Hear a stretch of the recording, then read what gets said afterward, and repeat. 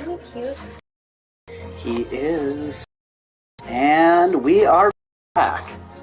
And if I remember correctly, babes, last we left the game, things went from a 10 on the high octane scale to a 10.5, I think. Yeah, we don't know what the relation is between Benedict, or whatever his real name is, and the two brothers, the Skulkin brothers. Yeah, Graydon, I know that. And they Ashley Graydon. Yeah, and they have the same arm pose thing, but only two of them look like brothers. Yeah. And the fact that he was whispering to Gregson was... I still remember when we looked over to see what they were doing. I'm like, why doesn't it look like he's just looking forward like normal? Yes. That was something. Something's still up. Something is up, and I want to know! So let's see.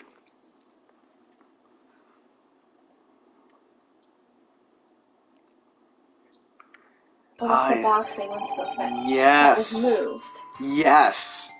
So this is the article in question. Is just watch. We're going to open it. Nothing's in there. We're not. Or there's a secret compartment. Oh.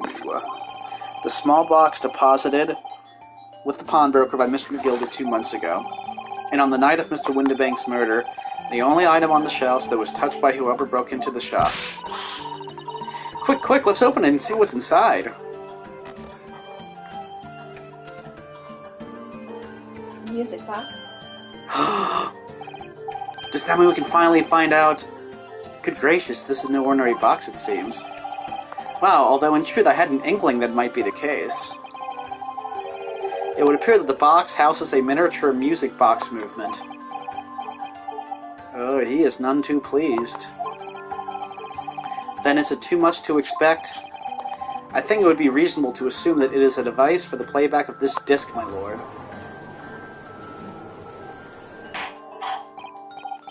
So, here we have the means to play back Mr. McGildy's disc, deposited at Windibank's at much the same time. Not strictly correct, my lord. It was not McGildy's disc. It was the disc of his victim in the omnibus. But why, for heaven's sake? Are we to understand that the brickmaker was trying to sell this music box disc to Mr. McGildy?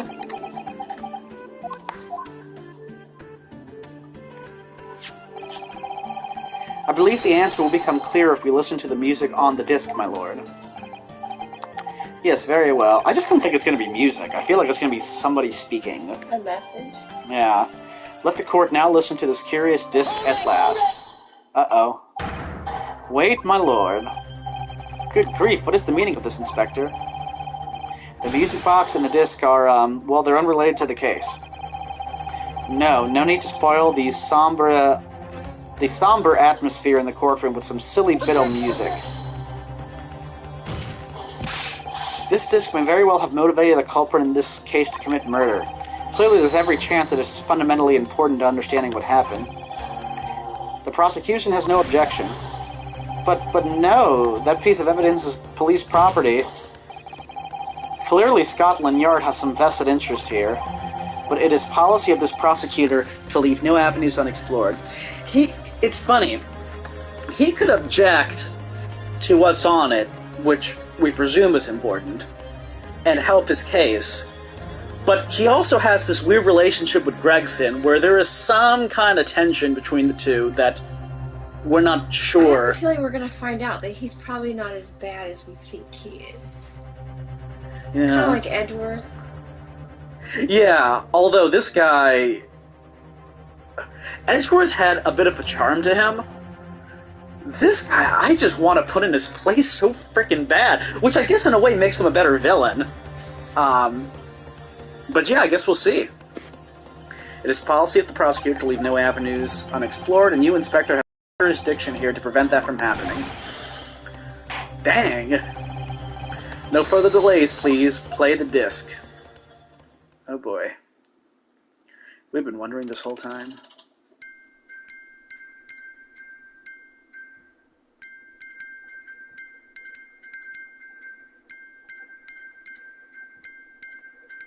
It's the tapping code. Yeah. What on earth? That's certainly not what I would call music. No. It's just the same note playing over and over again in a regular sequence. Maybe that juror number 5 knows. Yeah, she's gonna know. Uh-oh. Ha ha ha ha ha. Mr. Graydon? This really is priceless. After all that, the music box is broken.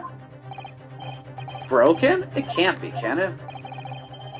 Well, obviously. In fact, I wouldn't be surprised if the officer sent to fetch it didn't drop it on the way back to the courtroom.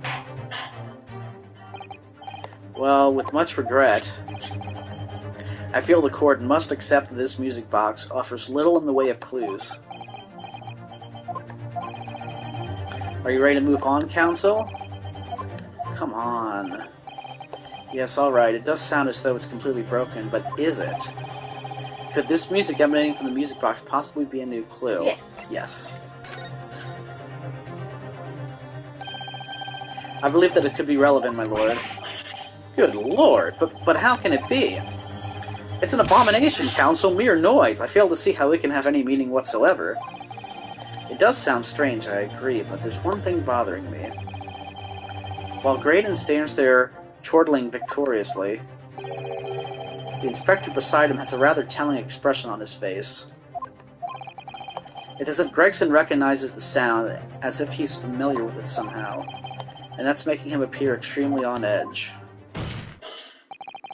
If that's the stance of the defense, my Nipponese friend, answer me this. Oh.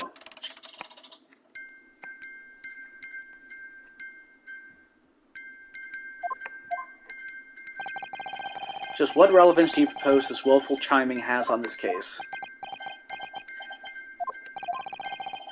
It's the defense's belief that the sound emanating from this music box is not supposed to be music. Mm-hmm.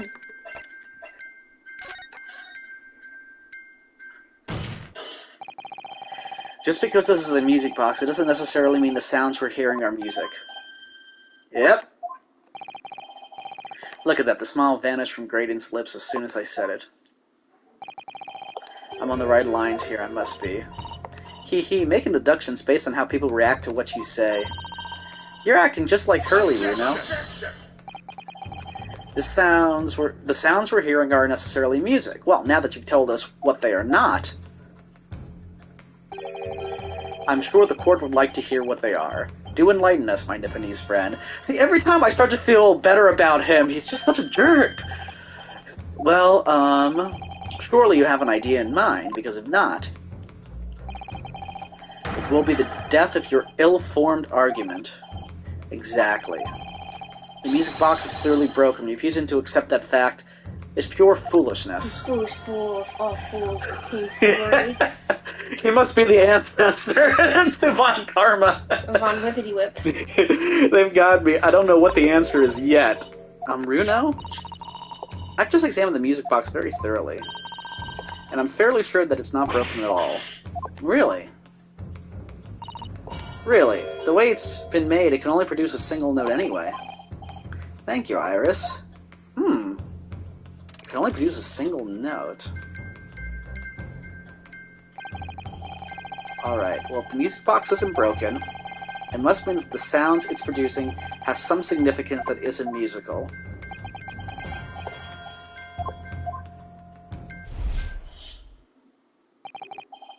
Ah, could it be? Is that what these sounds are? Something's just struck me, Runel. I feel like recently, in the past few hours even, I've heard another sound very much like the one this music box makes. Yes, it's a familiar sound. Actually, Iris, I was just thinking exactly the same thing. Okay, this is one of those times where I don't know what they're thinking. I'm going to have to press the defense for an answer. But jury number 5 has the machine right there to do the Morse code. Ah. Or whatever you call it. Yeah. If your assertion is that the sound produced by this music box is not in fact music at all, then what the devil is it, counsel? All the evidence we've seen so far, all the testimony we've heard, it's all pointing to one single answer now. I guess we'll see. We have like all 5. I'm kind of just doing this just in case it's one of those we're going to deduct more if you're wrong kind of deals. The prosecution demands that my learned Nipponese friend presents proof now. Tangible proof of this latest wild speculation. Alright then. This could be the best chance I'm going to get to fight back in this trial. And if I'm right, it's going to join all the dots together. The evidence that explains the true nature of the sounds on this music box disc is... Okay, whoo! We gotta pick from our own? We gotta pick from... Let's see, Shalom's pouch. No. I highly doubt it's the disc. Can you present people's pictures?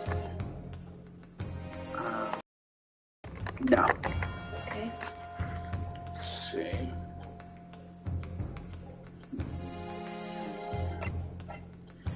Post-shooting photographs. Photographs of Gina. Sculpted Brothers gun. Windobank's gun. Crime scene floor plan. Crime scene photograph. The autopsy report. Today's paper. That. I think you're right. Today's paper, Counsel. The headline is Pawnbroker Perishes in Pig Purse Plunder. Hardly supportive of your cause. Ah, no, my lord. I was hoping you'd look a little further down the page. And you know what? If we never examined down the page, probably we couldn't have presented this yet. We'd have to examine it again. Further down, Ministry Mole. Classified secrets may have been leaked overseas from Ministry of Justice. Yes, this is a very serious matter being investigated at the highest level, I understand. I have heard that international transmissions along supposedly secure lines are somehow being intercepted and leaked to various other countries. And presumably those transmissions are in the form of wired telegrams. Of course. Juror number 5, your input, please. Stop. Oh, me, sir. Whatever is the matter? You told the court before that you worked at the same communication station as Mr. Graydon, did you not? Yes, that's correct. And the particular station where you work deals with government communications and newspaper reports. Oh yes, we're not your run-of-the-mill communication station at all. Our work is extremely important. Then tell me, is this not a familiar sound? Hmm?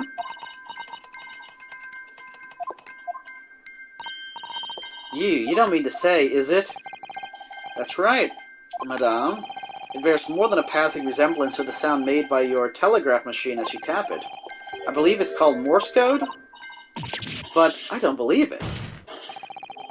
Now correct me if I'm wrong, but when it comes to leaking telegrams from government departments, there could be nobody more perfectly placed than a highly skilled communications officer. Are you suggesting the music box disc contains stolen government secrets in Morse code?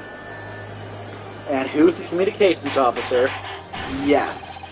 Order, please everyone, order. But this is high treason, Counsel, deserving of capital punishment. Too much new vocabulary. What is this treason? What is capital punishment?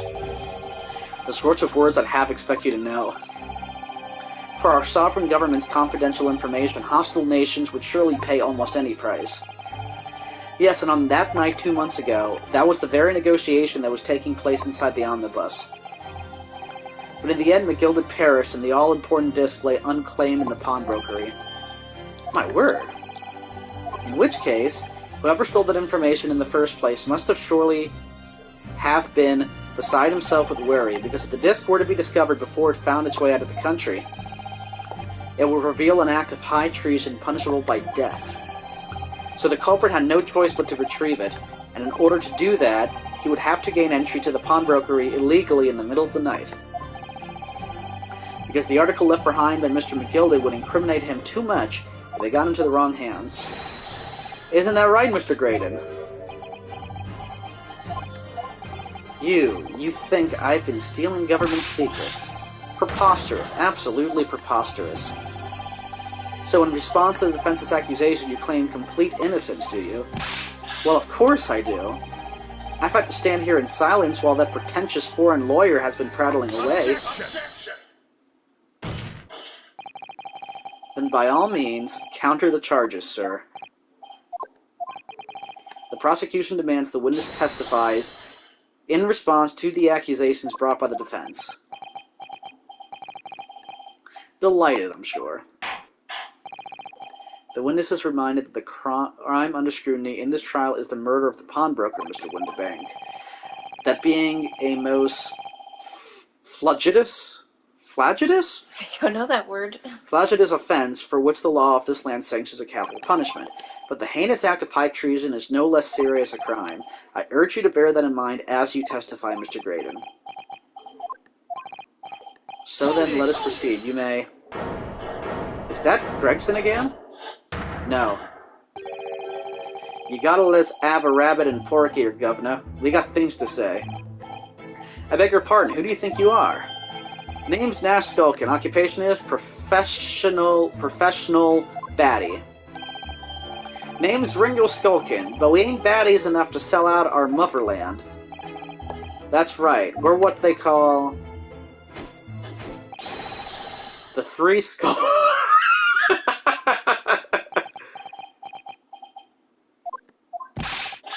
Bad timing, fellas. Very bad timing.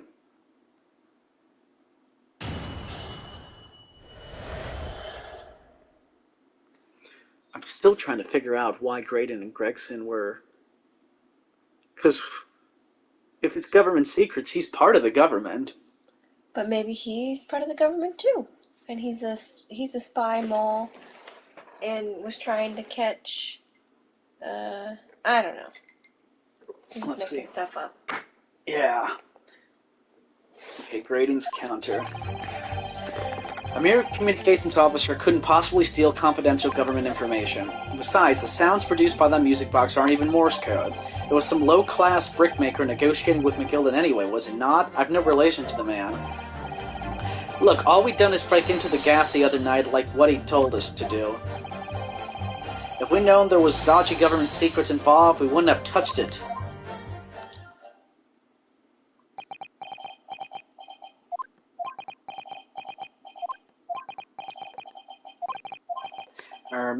Mr. Skulkin.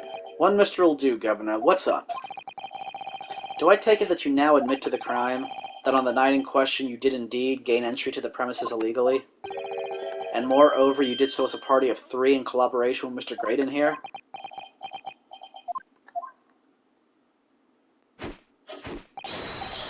We did, Gov, we did.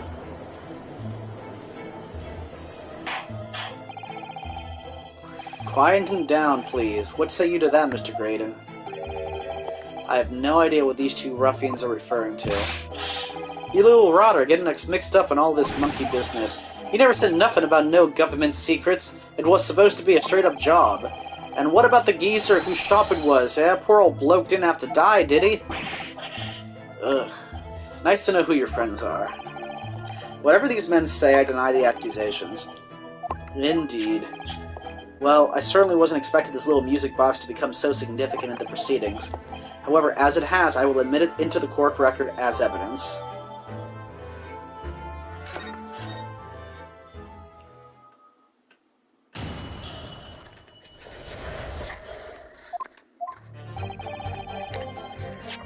Okay, so let's... Can we examine? Yes. Okay. This is the mechanism that turns the bumps on the disc into sound, isn't it? Yes, the movement. It's all thanks to the comb with its teeth that are plucked by the passing bumps. Usually the teeth on the comb are different lengths so that each one produces a different tone. But this comb is very strange. All the teeth are exactly the same length. Well, what does that mean? It means that no matter which tooth is plucked by the passing bumps, the music box will make the same sound. I've never seen a music box like it before. Yes, it is strange. A music box that can only play a single note. There has to be some significance to that, surely.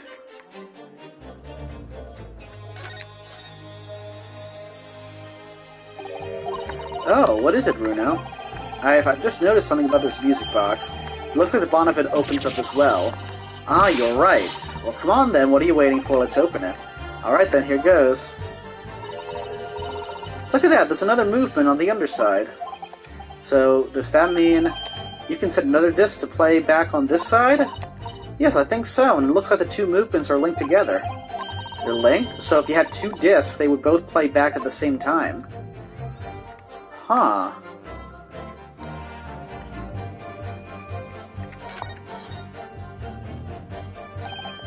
See how the former gilded disc sits in the music box the man deposited at Windibanks? It couldn't be a more perfect fit. There's no question, then, this disc was designed to be played in this music box. Yet despite that, the sound it produces are neither musical nor do they appear to have any meaning. It just doesn't make any sense. I wonder if perhaps there's more to this music box than meets the eye. Maybe we haven't discovered all its secrets yet. Well, we just kinda sorta did. Who'd have thought there would be a second movement on the other side of the box? And this movement is like the other one. The comb's teeth are all the same length. So this movement only produces a single tone like the other one. Yes, it must do, except that the length of the teeth of the two cones isn't the same. So the single tone produced by this movement will be different to the single tone we've already heard. What? Basically, each movement can only produce a single note. But the notes they produce are different. A music box that can only play two tones.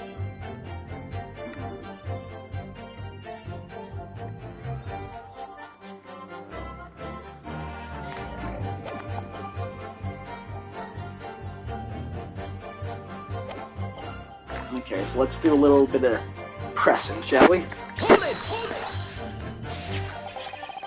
So is this newspaper headline accurate? Government communications are being intercepted? How could I possibly know? What do you mean by that? Any important government communications are handled by high-level officers, by specialists. General members of staff in the station where I work would never be entrusted with sensitive information. Oh no, stop! Must say something, stop! Let me guess. Juror number 5. We regular communication stations officers aren't as lowly as you're being led to believe. A team of us are responsible for setting up and testing the telegraphs used by the Ministry. Mr. Graydon is the team leader. That's fascinating. Graydon is highly skilled operator stop, currently in presence of idle stop. So you had access to the equipment used for these confidential communications, Mr. Graydon. Well, what of it? The transmissions are always made behind closed doors, so they can't be heard. In any case, all messages are sent in cipher. Normal employees couldn't possibly understand them. Oh no, stop. Must say something, stop. Mr. Graydon regularly attends meetings with Ministry technicians and the Ministry communications team. He assists them in ensuring that there are no errors in important international communications. And he's received the top prize at the cipher cracking convention 5 years in a row now.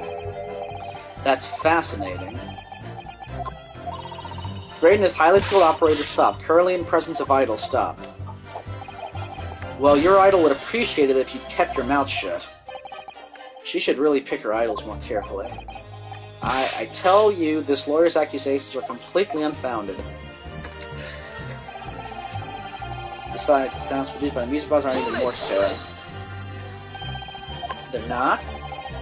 To anyone with a brain, that would be blatantly apparent on listening to that music box for even a few seconds. Of course, of course. Surely it can't be that my learned friend is unfamiliar with Morse code. Yeah. Ouch, he looks genuinely shocked at my ignorance. Ha ha ha. I would be more than happy to demonstrate the basics for you, sir. A lesson here in court? Morse code is a continuous series of 2 distinct tones. Boom! Tones, you say? Yes, a short dot and a long dash. By combining those in different ways, you construct letters. I see. For example, this is A, B. But when you listen to the sound produced by this music box, you only hear one tone, don't you? But it sounds so similar, the rhythm of it is the same in everything. But there are no discernible meaning to this apparently random sequence of sounds. So your assertion is fundamentally flawed. This is not Morse code. Ha ha ha ha ha. Really, you shouldn't be so surprised. What did I tell you? That music box is nothing but a worthless piece of scrap. Perhaps you might consider studying your subject matter before casting aspersions in future. Stop. Nothing to say but stop. Oh, it's so frustrating, isn't it, Iris? I mean, if the government secrets were somehow being leaked using the music box, so many other things would slot into place so nicely. Could there still be something I haven't considered? Would it really be impossible? Give it a try, because you could play it on the other side. Yeah. There's still every possibility that this music box was instrumental in the leaking of government secrets. That's the belief of the defense, at least. Does it please you in some way, my Nipponese friend, to repeat the same line of argument ad infinitum? It's already been established that to beat Morse code, 2 tones are required, dots and dashes. Yes, I'm well aware of that. Then what? Well, it would appear the defense has a hypothesis to put forward. You had better present your idea at once, counsel. How do you propose that this music box, which appears to produce only a single tone, could have been used to cipher secret messages in the Morse code?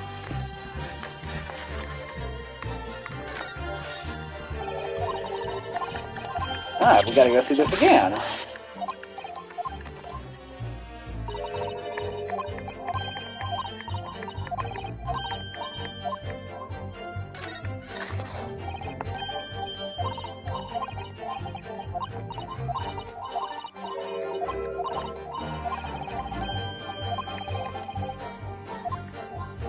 Okay, so let's present this part. Good gracious, what am I looking at here? Another movement on the underside of the music box. What? It appears, my lord, that the 2 movements are linked together. In other words, you can put 2 discs in this music box, and the sounds of both will play back at the same time. Good heavens. As the court has heard, Morse code comprises of 2 tones, a short dot and a long dash. With a second disc in place, this music box could be used to generate Morse code and convey a message.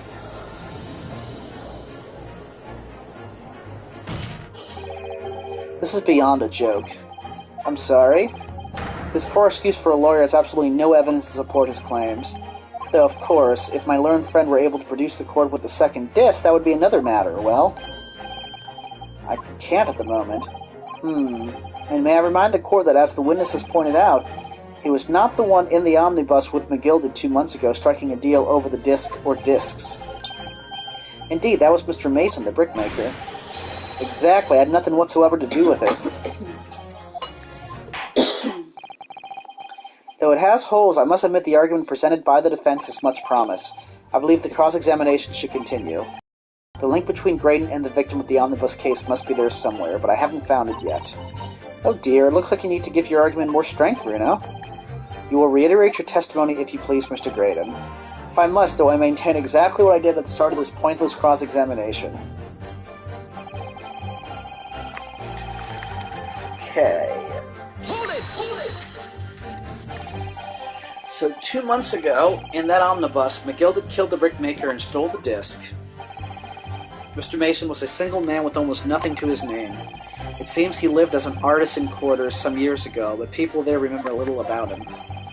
It doesn't make much sense, though, does it? How would a humble brickmaker come to acquire secret government information? How indeed. There must have been somebody else involved behind the scenes in all of this. Somebody who acquired the disc and gave it to Mr. Mason, in order to take it to the meeting with McGilded and negotiate a deal. Dear me. You may have it in for me, sir, but I assure you I have far more class than that. An old brickmaker from an artisan quarter and this well-to-do communications officer. If only I could find some evidence to link the 2 of them together. If you have nothing more to add on that note, let us return to the witness testimony. Hold it! Like Mr. Graydon told you to do, you mean? That's it? Yeah, who else, eh? Silly me thought he was just popping over there for a natter after all them years, but the rotter had a dodgy job for us. Eh, Ash? Let me stop you there, Mr. Skulkin. Yeah. After all them years, you say? Do you mean to tell me that Mr. Graydon is an acquaintance of yours? We're the sociable kind of baddies, you know. Sure, let's say Graydon's an old China. Excuse me! Is something wrong, Mr. Skulkin? Eh? No, the other Mr. Skulkin. What? Who, me? When your brother was testifying just now, he said something that caused you to react. Oh, I was just remembering the old days, that's all. We used to have a right old laugh together way back when. Together with Mr. Graydon, you mean? Yeah, with Ash, I mean, you look at him now in his fancy whistle and flute, and you wouldn't add an Evet, but when he was younger, he was from the poor part of town, just like us. Is that so? But he was always a leery one. He had the brains, he had the savvy, always coming up with smart ideas like what would never have gone through our heads. Gor blimey, ain't that the truth? Remember Milverton and Skulkin's Milk Run? That was a corker, eh? Save it until after the trial. Your reminiscing has no place in this courtroom. And neither does your fruit. Oi, the geezer asked us a question, didn't he? And we was answering. Yeah, we ain't done nothing wrong. Nevertheless, the court is not prepared to accompany you on your trip down memory lane. Counsel, can we turn our attention back to the testimony, please? I don't know. Could that settlement of the story be relevant somehow? Sure. Yeah. My lord? Yes, counsel. The brothers' last sentimental statement could hold vital information relating to this case. Because it might link them. That's how he would know some humble brickmaker. They've been a gang for a long time. I will permit the brothers to supplement their testimony with that detail. Briefly, I hasten to add...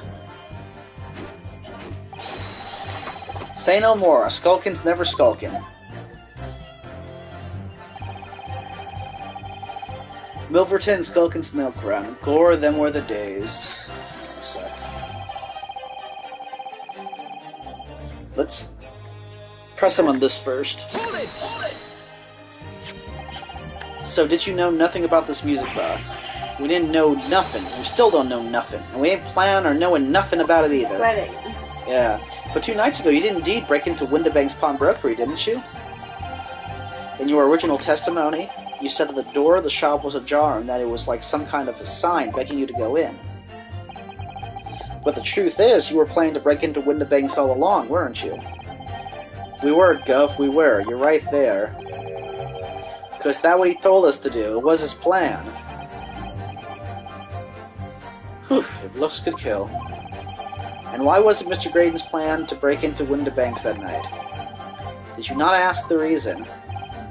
Well, he said the place was full of stuff worth nicking. That's what he told us beforehand, anyway. Turns out it was a load of cobblers, didn't it? I weren't best pleased, I can tell you. In any case, if they know the real reason, it doesn't sound like they're going to give it away. Okay, so let's find out Milverton. I'm sure I'm going to regret asking, but what exactly was that? Some kind of business? Just a little scheme we had going back when we was youngsters. A bit of fun, really. Delivering fresh milk to the locals, that's what it was all about. That sounds alarmingly legitimate. There must be a catch. Alarmingly legitimate? I suppose since we're here, I should ask them to elaborate, but on what? What's this name, I would say? Because I want to know Milverton. So this business was just a bit of fun, you say? So it was just yourselves and Mr. Graydon involved? Yeah, that's it. Milverton, Skulkin's Milk Run, was it? I wonder if Tobias Gregson was in on it. Yeah, that's it. And where did the Milverton part come from? Oh, right, I thought a clever clogged... Enough of this. How much longer are we expected to listen to this drivel? I don't... Let me guess, you don't accept anything these 2 witnesses are saying. Tell me, why is it that it was only at the mention of the name Milverton did you decide to interject? Because well... It weren't the happiest of homes that one came from. Yeah, his old man was struggling for money so much his wife walked down on him. She took the name Graydon then, see? But Ash will always be Milverton to us. Milverton? So that used to be your surname, did it? Of course not. That is all bunkum. I've been a Graydon since I was born. Do you really think you can rely on the testimony of these 2 thieves, Your communications officer attached to the civil service. As such, your personal details will have been thoroughly checked at the time of your appointment.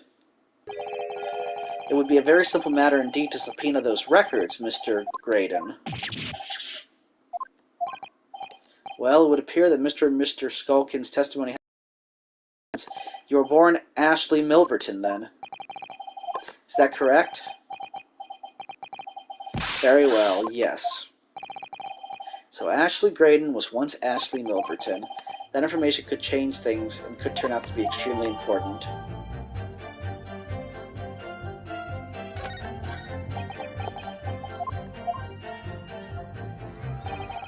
All of a sudden, we seem to be up to our necks in a serious matter of national security, although all this talk about interception of secret government messages is still just conjecture at this stage. It would explain a number of things, though, wouldn't it? The negotiation Ginny overheard on the omnibus 2 months ago, and the break-in at Windibanks. But the trouble is, it wasn't Mr. Graydon in the omnibus with Mr. McGilded. No, that was Mr. Mason, the brickmaker who was so horribly murdered.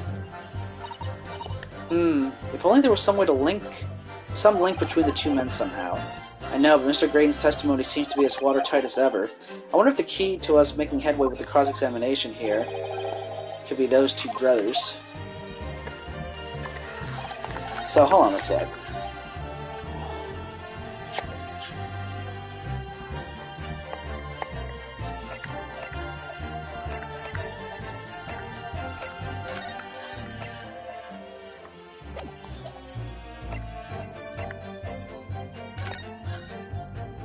Mason Milverton. Oh, so that's his... Thrice-fired Mason Milverton. It's his dad or something? Yeah.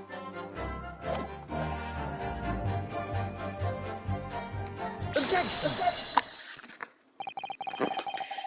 Mr. Ashley Milverton, tell me, why did you try to hide your former name from the court? Because I haven't gone by that name for years. It means nothing to me. No, I don't think that's a real explanation at all. The truth is, you had a reason to hide your name. He doesn't really do that fist thing much. He means business right now. Explain yourself, please, counsel. I have here the notes from the omnibus case, my lord. And as we all know, the victim, the man who we now understand to have been negotiating with McGilded, yes, Mr. Mason, the brickmaker. That's right, only Mason wasn't his surname at all, it was his given name. His full name was Mason Milverton. Milverton. Do you mean to say saints alive? Mr. Ashley Milverton, is it not the case that the brickmaker Mr. Mason Milverton was your father? I don't. As I believe I mentioned earlier, your family history will have been thoroughly checked when you joined the civil service, and it really would take no time at all for the court to subpoena those records. The truth is, you have been illegally acquiring highly confidential government information and selling it to McGilded in collaboration with your father.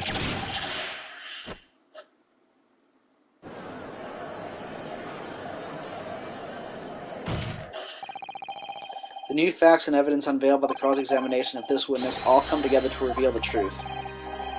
The truth, you say? That you collaborated with your father, Mr. Mason Milverton, in illegal dealings with Magnus McGilded. By dint of this music box, you mean, counsel? Yes, stealing information being sent in secret government communications and selling it on to Mr. McGilded. Mr. Graydon concocted this elaborate scheme of using 2 music box discs to encode the information, as presumably a safety measure against the information falling into the wrong hands. And a very effective one. I shouldn't have given the scheme any credence whatsoever. But the deal with McGilded went sour and the brickmaker met his end. Yes, but before he was arrested, McGilded managed to temporarily dispose of the stolen disc at the pawnbroker. Then, having learned of the situation, you appeared at Windibanks 2 days ago, in an attempt to recover the 2 articles McGilded had placed in pawn there. But that attempt failed. One of the discs was seized by the police and the other you never found. So that same night, you enlisted the help of the Skulkin brothers and broke into the pawnbrokery. This time determined to recover the second disc. Are you suggesting that the second disc was inside the music box? Eh? We never knew nothing about that. On the night that Mr. Windibank was killed,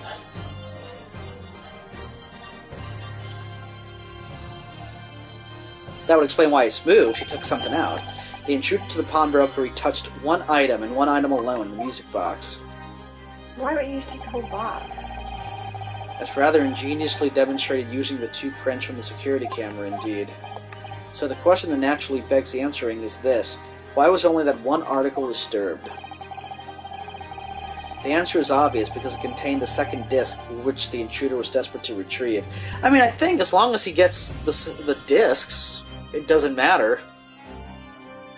You know, then it's just a music box with 2 sides. Like, if we weren't in this case, would it mean anything to us if we saw that box? The intruder was desperate to retrieve, since if it were to fall into the hands of the police, it would be proof of high treason. Well, Mr. Graydon, do you deny that all of this actually began on that fateful night 2 months ago? I refuse to accept any of this nonsense. Sir, there appears to be blood seeping through the sleeve of your jacket. What? Oh! That's that injury that yeah. We know that 3 shots were fired at the scene of the Crown and Windibanks pawnbrokery. One took the life of the pawnbroker himself. One struck the pouch around Mr. Sholmes' waist. And the final bullet struck the calendar on the wall of the shop, having first pierced the arm of one of the intruders. Mr. Graydon, that wound on your arm that you seem to be trying to hide, it's a bullet wound, isn't it? You got you now, me old China. Time to call it quits and croak, I reckon. Tisk. Don't acknowledge my presence there under any circumstance. I paid you handsomely to comply. Some common backslum thieves.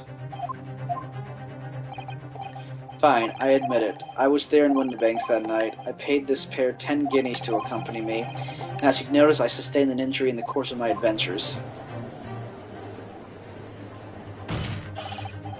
But that is all. I admit to nothing more. Stealing government secrets, negotiating with Mr. McGilded? As God is my witness, I'm sure I recall nothing of the sort. He's not going to go down without a fight, not until I can show a hard evidence, I suppose. Nevertheless, the defense has now established a crucial fact, which is... Well, we know that 1 bullet was fired from each of the 2 firearms we have in evidence. Let me just check the time, because... What is the time? Oh, plenty of time. Well, we know that 1 bullet was fired from each of the 2 firearms we have in evidence. The bullet from the Skulkin brothers' gun hit the pouch around Mr. Sholmes' waist. And the bullet from Mr. Windibanks' gun clearly must have been the one that caught Mr. Graydon on the arm.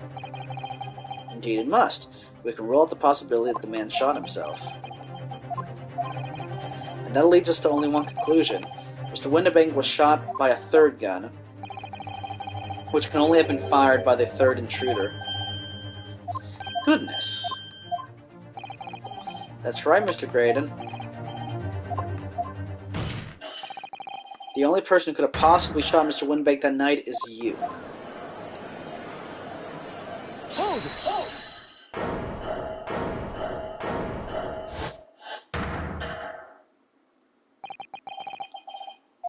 Still laughing, you little upstart. You made a grave mistake when you summoned me here. What? What's that supposed to mean? Yes, as you rightly say, I was there at the pawnbroker's. I did my best to hide the fact, naturally. I had no intention of ruining the distinguished career I'd built for myself as a communications officer. But did the thought never cross your mind? Did you never consider the possibility? What do you mean? What thought? What possibility? The possibility that if I was there at the scene, I may have witnessed the crucial moment. You see... This makes me a key witness in this case, and I have my hands firmly around the neck of your client. Are you suggesting... I saw it all. I saw the very moment that pickpocketed girl pointed the gun at the poor defenseless pawnbroker and shot him. You what?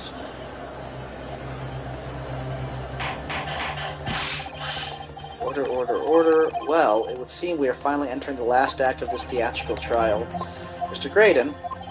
Yes? I trust you are fully aware of the implications here? It is shown that your claim is false. You will have incriminated yourself as the killer.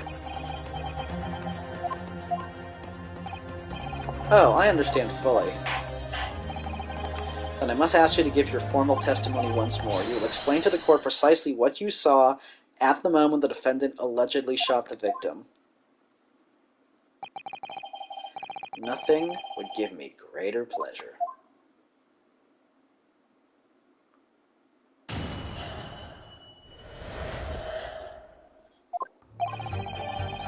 While these ruffians were jostling with the broker, I was still near the entrance to the shop. When Windibank threw Nash over the counter, I felt a sharp pain in my arm. I pursued the man, but he shut himself in the storeroom. I could see him through the peephole in the door, though. The accused in a black coat shot the man in the back as he was trying to flee to safety. I saw the blood spatter all over the wretched girl. Then she tossed the gun out of the peephole, so I picked it up and made my escape. The gun was in her hand. He fell where he was shot. He shot him through the door, through the peepee hole. That's the thing, too. Why are you killing him exactly? And I wonder if that's what we're really going to find out, because he could steal it and be gone. I mean, I guess the guy could be a witness, but I don't know. I mean, this is quite extraordinary testimony. You claim, sir, under oath, to have clearly seen the defendant pulling the trigger. Well, she didn't have blood on her because she wasn't behind him. Yeah, order, order, order. It wasn't my intention to testify in this way, but neither is it my intention to be found guilty of a murder I didn't commit. So you see, my hand has been forced. I tell the truth now as an act of self-preservation. The truth? Until now, the prosecution was completely unaware of these details. Yes, well, sorry about that. Having shot me in the arm, the pawnbroker was then shot in the back by the accused. And as I said, she was showered in his blood. You say the blood spattered over the accused's coat. Are you sure on that point? Oh yes, quite sure. All over the black overcoat that remember? We found the blood on that coat, so then all over the black overcoat that pickpocket girl was wearing at the time. Really? If her coat could somehow be shown to harbor vestiges of blood, that would be conclusive evidence here. But as we found, that's not Windibank's blood, I don't think. Or maybe it is. Did we spray it? What color? We did spray it, but... Oh, it was the same color as his dad's. It was purple. Yeah.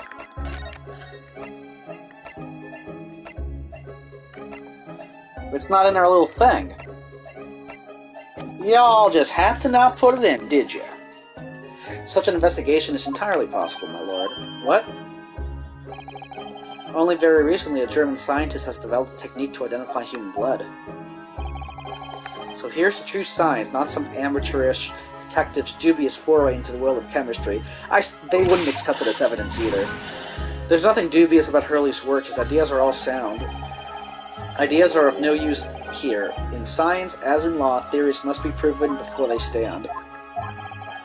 In Germany, the technique has already been employed in the courtroom as the basis of evidence.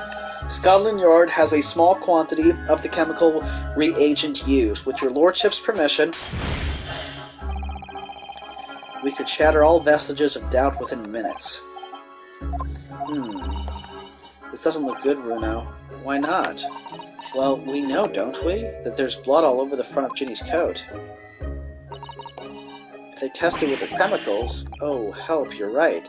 I was forgetting what happened yesterday.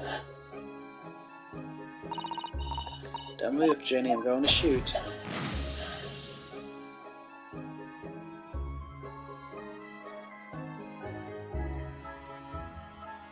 Yeah, it was purple. That's not Mr. Windibank's blood. That stain is from 2 months ago. But yeah, it isn't blue like Windibank. That's Mr. Mason's blood when he was stabbed by McGilded, who was wearing the coat at the time. My lord, the defense objects to the test proposed by the prosecution. Overruled. Lord Von Zieks, make it so at once. With pleasure, my lord. And while we await the results, the defense may proceed with the cross-examination. Once they find that blood in the overcoat, Gina will be... Counsel, yes, my lord. Your cross-examination. Of course, my lord. If this cross-examination doesn't go well, if I don't manage to uncover some decisive evidence or a really compelling clue now, I have a very bad feeling about the outcome of this trial.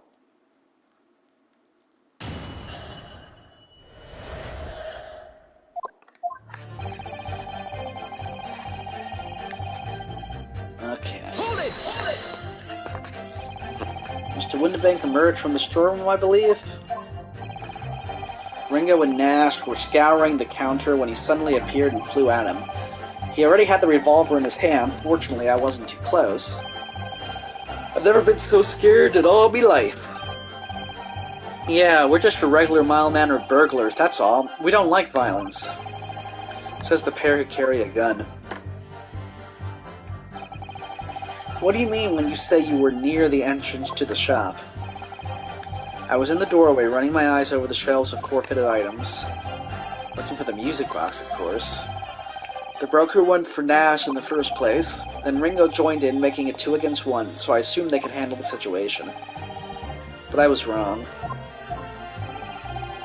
I was trying to help me little bruv, but the old geezer chucked me over the bloomin' counter.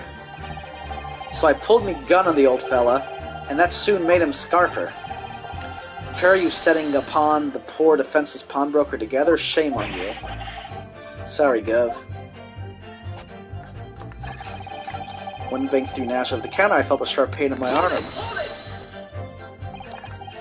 You mean that's the moment you were shot? Yes, though I didn't immediately realize what had happened, of course. Things crashed to the floor from the counter as the 3 men were brawling. It was at exactly that moment that it happened, so I didn't hear the gunshot. And the bullet went on to strike the counter and the wall behind you. So it would appear.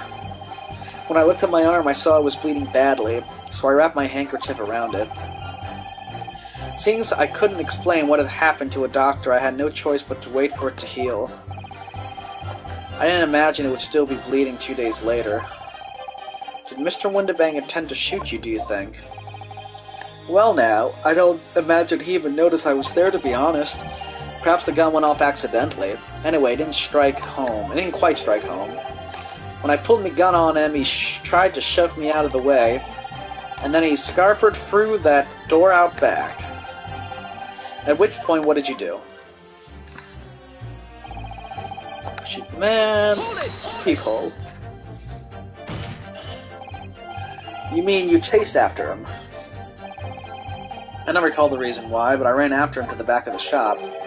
And what about this peephole in the door you mentioned? Well, unsurprisingly, the storeroom's door's a solid job, made of stout wood. But there's a small opening in it about a head height that lets you see what's what in there from the outside. Actually, I should know that, shouldn't I? I looked through it myself that night. No blood. But there is blood from 2 months ago. And what about you burgling brothers? Did you see what went on through this peephole as well? Not likely, Gov. Didn't see nothing of the sort, Gov. I doubt these 2 buffoons were even aware of the peephole's existence. So the Skulkin brothers were there, but they didn't see the killing of Mr. Windibank take place. Inside the storeroom, I could see the broker and the young girl standing there. The defendant? Yes, though neither of them noticed that I was looking. The girl raised her gun and pointed it straight at the man. And then, what did you see next? The accused in a black coat shot the man in the back as he was trying to flee the scene. Yes, when the crime was discovered, the defendant was found with a gun in her hand, but that was Mr. Windibank's gun, from which only a single bullet had been fired. And as we've already established, Mr. Graydon, that bullet was fired at you. Ah, but no, it wasn't the broker's gun that the pickpocket girl had when I saw her. Yes, the bullet from Windibank's gun grazed my arm, and yes, the Skulkin's gun grounded the detective. But this was another gun entirely, a third gun. The broker's gun was not the murder weapon, so clearly there had to be a third firearm involved. In other words, the accused must have had her own gun with her at the time. But no other gun was found at the scene. Ha ha ha ha ha. Calm yourself, counsel. You must consider the events in order. At first I saw the broker and the girl glaring at each other, but then, all of a sudden, the broker turned to run. And it was at that moment that a little gutter rat shot him in the back. A chilling image, I must say. I saw the blood spatter all over that wretched girl. Hold it! Hold it! All over her. Yes, through the peephole I saw it clearly. Of course the stains are invisible now, what with the coat being such a dark color. But I assure you that garment is sullied with the victim's blood. Well, it is sullied with blood, that's for sure. But it's not Mr. Windibank's blood, is it? No, that's right. It's Mr. Mason Milverton's blood from when McGilded stabbed him 2 months ago. It's so annoying. If they'd only accept Hurley's chemical analysis, we could prove that. But they won't, so unfortunately we can't use it as evidence to support our case. Bother.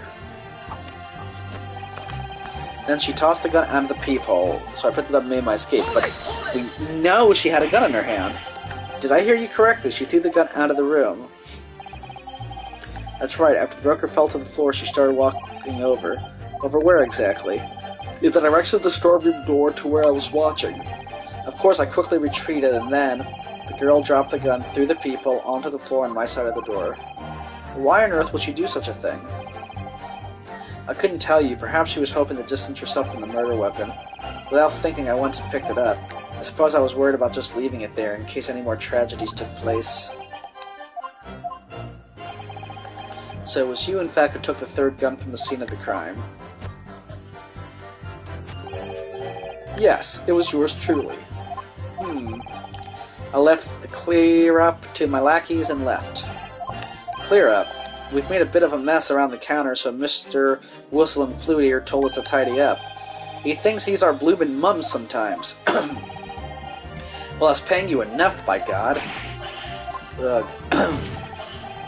Tell me, Mr. Graydon, when you left the pawnbrokery that night, was it by any chance with the second disc in your jacket pocket? You little toe rag! You're like a bull at a gate, aren't you? What the heck? Excuse me! Gentlemen. Ha ha ha ha ha ha.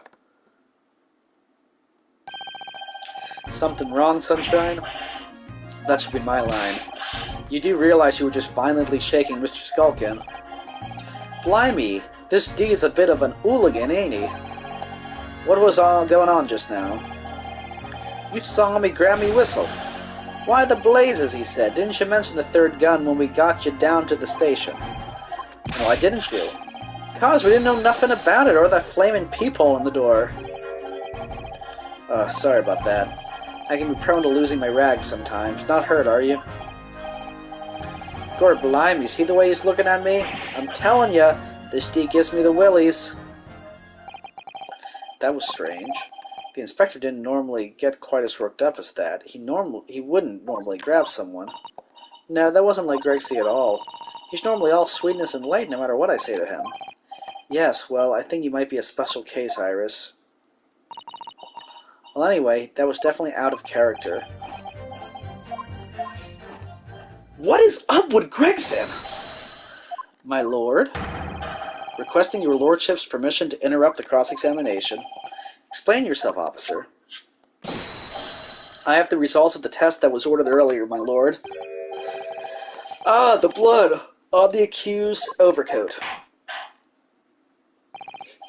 Thank you, officer. Very well, the cross-examination is hereby temporarily suspended. I presume you have no objection, counsel? No, my lord.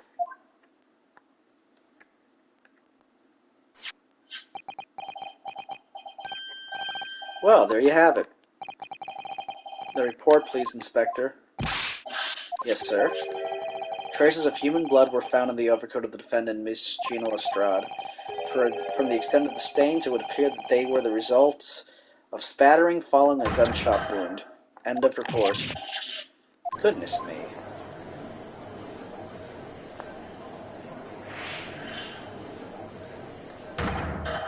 See? What did I tell you? Objection! No, the blood in the coat is not Mr. Windibank's. What on earth makes you say that, Counsel? The coat originally belonged to Magnus McGilded. Just before his coat was deposited at Mr. Windibank's, McGilded had fatally stabbed Mr. Mason Milverton. So the blood on that overcoat is the blood of the brickmaker from the omnibus case. Well, the dead cannot speak. Isn't that right, my Nipponese friend? Sorry. 2 months ago in this very courtroom, did you not argue fervently for McGilded's innocence? And yet now that the man is dead, you brand him as a murderer? Your conduct shatters any shred of respect you may have earned for yourself in this country. But that was... I call it a ball of disgrace. Treachery, that's what it is. How to determine whether the blood in that coat is 2 months old or not? Even a stereoscope couldn't help the answer to that problem pop out. It can't be done. But we used Mr. Sholmes specially. Mr. Sholmes is a detective, not a chemist. Would you put such faith in a chemical formula devised by me, for example, when I'm a communications officer? I held out Perufsky to Starving Boy and he ran away crying. Herlock Sholmes is barely more than a figment of the public's imagination. His name carries no weight in this courtroom, no weight at all. How could you say that? Victory is sweet indeed. It appears that my testimony is the whole truth from start to finish. How do you arrive at such a conclusion, sir? As the witness said, the accused overcoat was spattered with the blood of the victim. The only way Mr. Graydon could possibly have known that fact is if he saw it happen. In other words, his testimony is solid and the conclusion is singular. It was the accused who shot the victim in this case. That is the whole truth.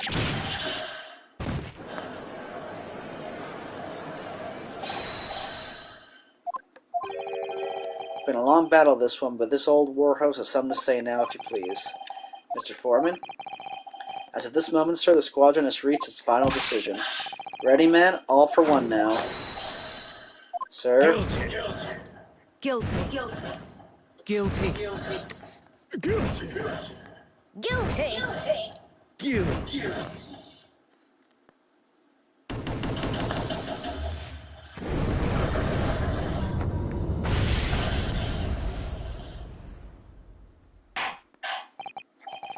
Well, it would appear the ladies and gentlemen of the jury have reached a unanimous verdict.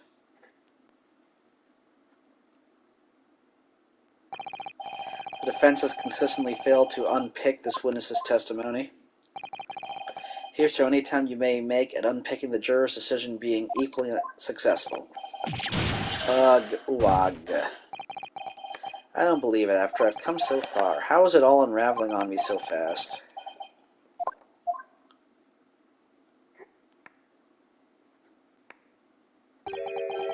How very distressing. To be held in such low esteem. Is that Sholmes? Wouldn't you agree, Mr. Naruhodo? Wait, what? You've delivered the report now. That will be all, thank you. It occurs to me with some regularity, Mr. Naruhodo.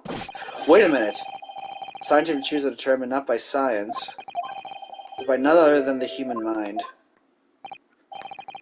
I know that voice.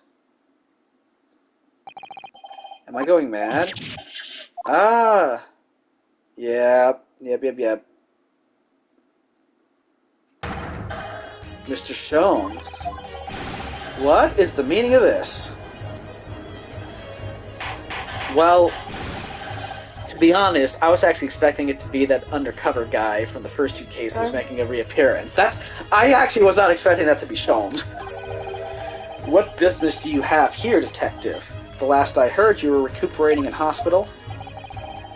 As well I would be, had I not been sent upon an errand. What errand? Hurley, it's really you. You're awake at last. Yes, good day, Iris. I appear to be rather late to rise. My apologies. Now, my lord, if you will humor me. In what matter, sir? I have something of great importance I wish to give to the young lawyer over there. I need no more than 5 minutes. Would you be so kind as to spare us the time? What say you to this, Lord Von Zieks? This trial has taken many hours of the court's time, having spent so long already. Exactly, having spent so long already, we don't want to go wasting any more precious time. As I was saying, having spent so long already, it would seem churlish to deny the defense a mere 5 minutes.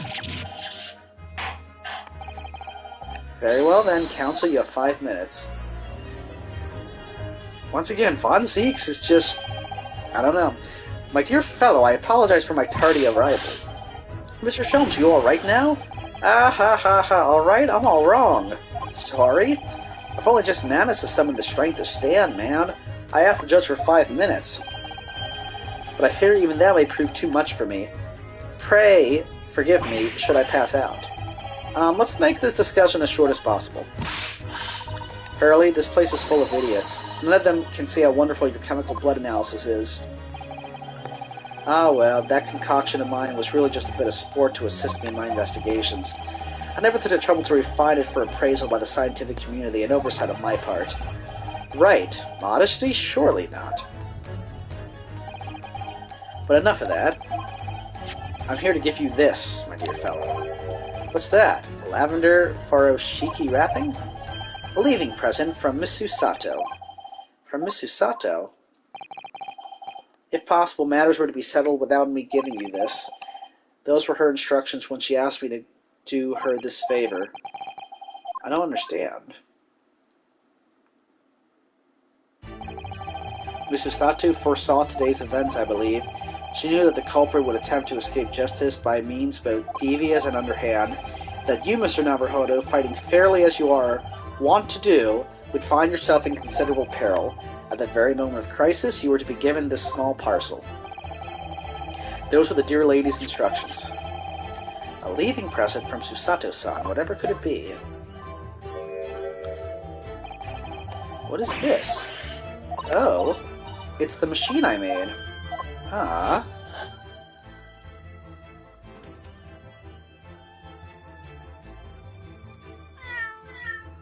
Oh. Look, I used this, my latest invention. What is that? I call it the cat flapomat. Can make a cat flap for a little furry friend like Waggy in seconds.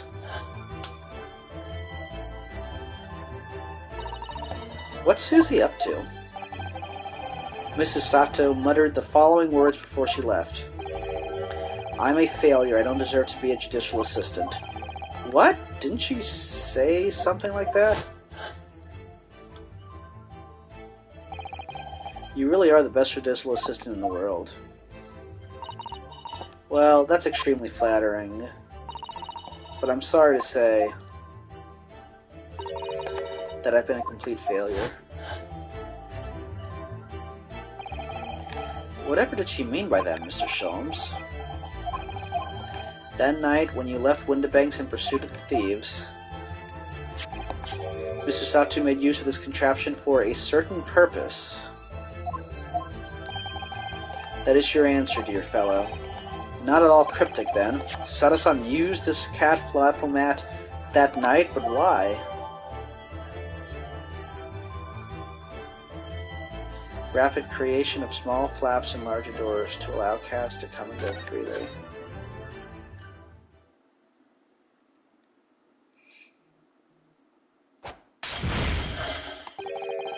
Your 5 minutes is over. We're out of time already.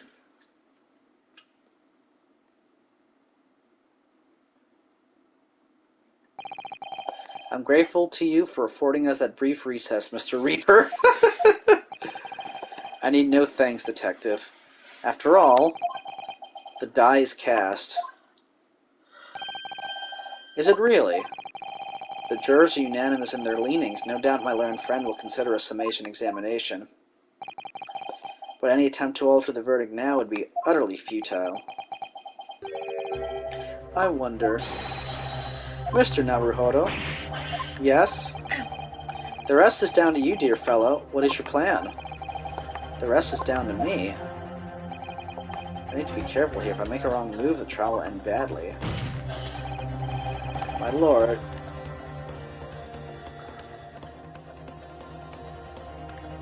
A summation. I feel like it's supposed to be a summation. You're gonna have to pit them about why they think what they think. Yeah. Although, it's weird that they're giving us a choice, so are we sure we're supposed to do a summation? Like, they never give us a choice. Right? Let's see what this is.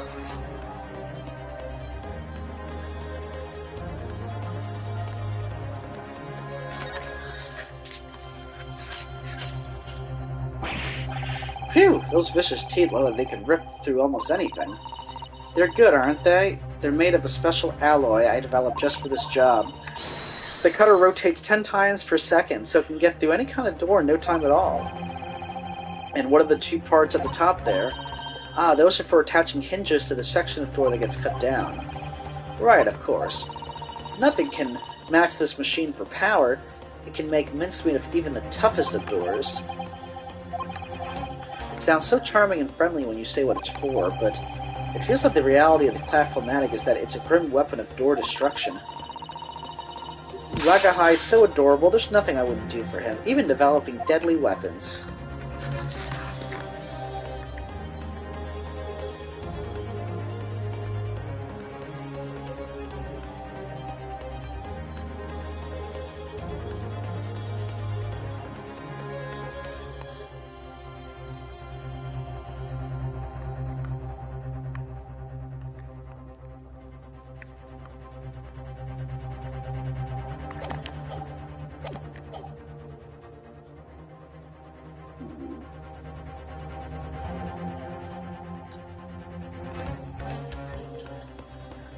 Well, let's try summation. Let's see if...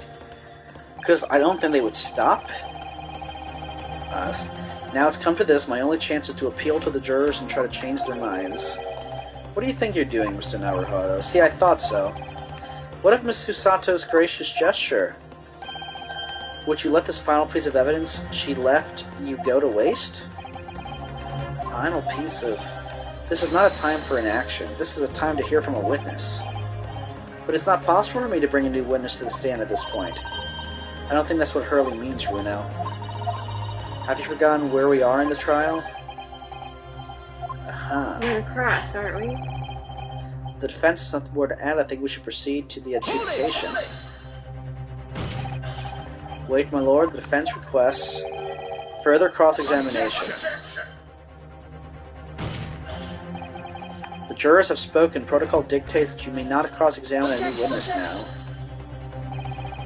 The defense is not asking for the cross-examination of a new witness, rather to continue with one of an existing witness. What? It would appear that a rather important detail has escaped your attention, Mr. Reaper.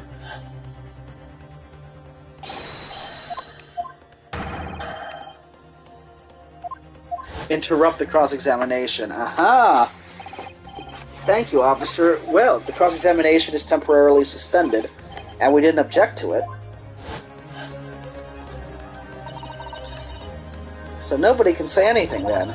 If Reno asks to resume his cross-examination of Mr. Graydon, the court is obliged to allow it. This is absurd. Look at Sholmes, man. He phrased that exactly right for us. I would remind those present that this is my courtroom. I concur that the defense is entirely within its rights to request the continuation of the cross-examination. However, I will not permit an unremitting protraction of these proceedings. Therefore, I have decided to allow the defense one final opportunity in concluding the cross-examination. Counsel, you must choose but one statement from the witness's testimony and but one piece of evidence to present in support of your argument against it. Single chance to present evidence. If, following that, the situation remains unchanged, I shall move to adjudication. Is that clear, counsels? You will not press the witness any further, my lord. Yes, my lord. A single statement, a single piece of evidence. Most generous. Well then, Mr. Naruhodo, It's high time I fell in a dead faint. I leave this in your capable hands. Aw, he did faint. Mr. Sholmes. I guess he finally passed out.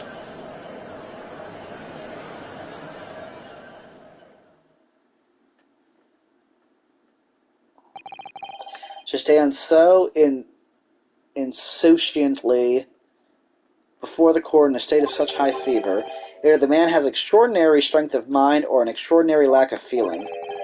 I imagine he's feeling very little now. The detective is sleeping soundly in one of the antechambers. Strike a man when he's down, why don't you? Well then, counsel, are you fully prepared? Yes. One statement, one piece of evidence. I won't let Mr. Sholmes down, or Iris. And I won't waste this final chance that Shasada-san has given me. This is going to decide the entire outcome of the trial. Very well, then, under the terms I have outlined, you may resume the cross-examination.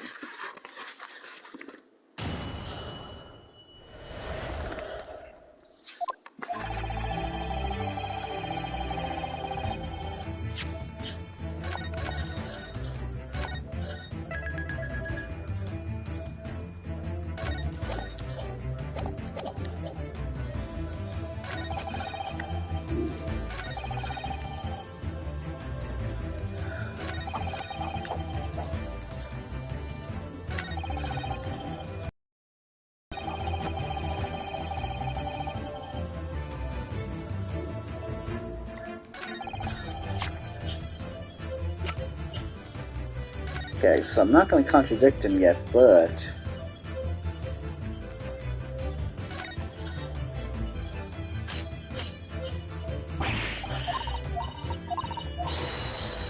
the cutter rotates 10 times per second and can get through any door. That attaches hinges.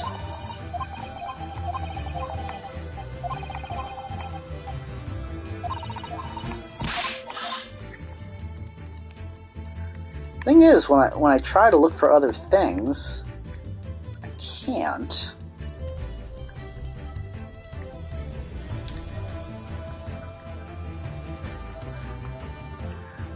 I mean, this wouldn't have anything to do with the peephole, would it?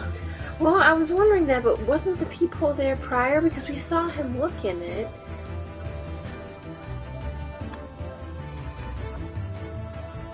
Can you look at... I mean, we looked at it after the shooting, but still, how would you just... incorporate that into it?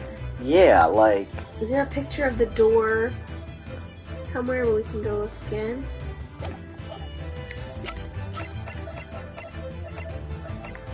What was the description of the cat flap on that?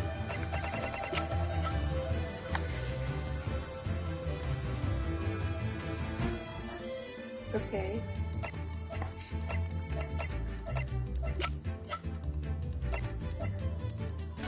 Alright. Yeah, it's, well, hold on a sec. It's not there. But I thought he looked in it before. No, after the shooting we looked through it. Okay. We never saw it before.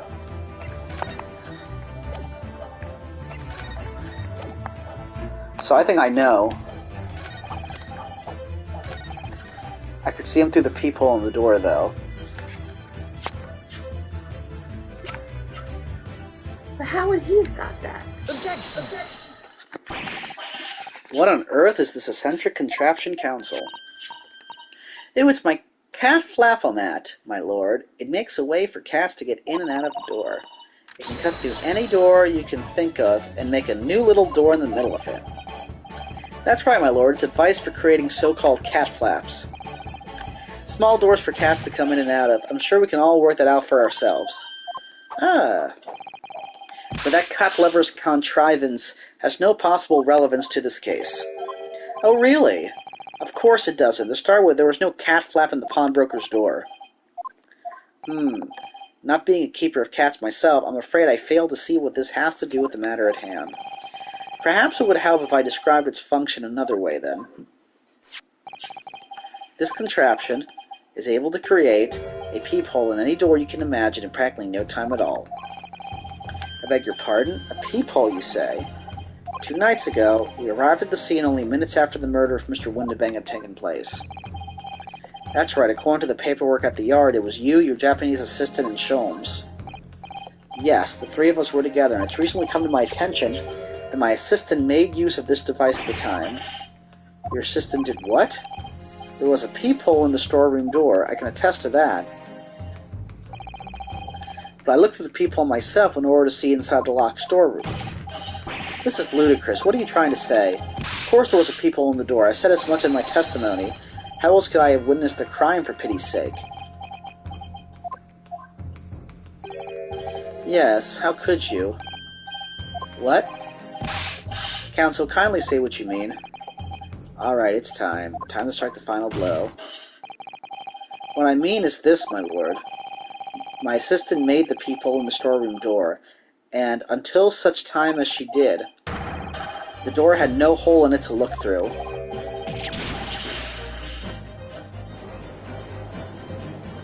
His movement takes him like an ice skater. Yeah. This is the part where he really says that the peephole in the door. So wait, I think what he's trying to say is that he shot him while the door was open and closed the door, and then she made the peephole to see through, because the door was locked.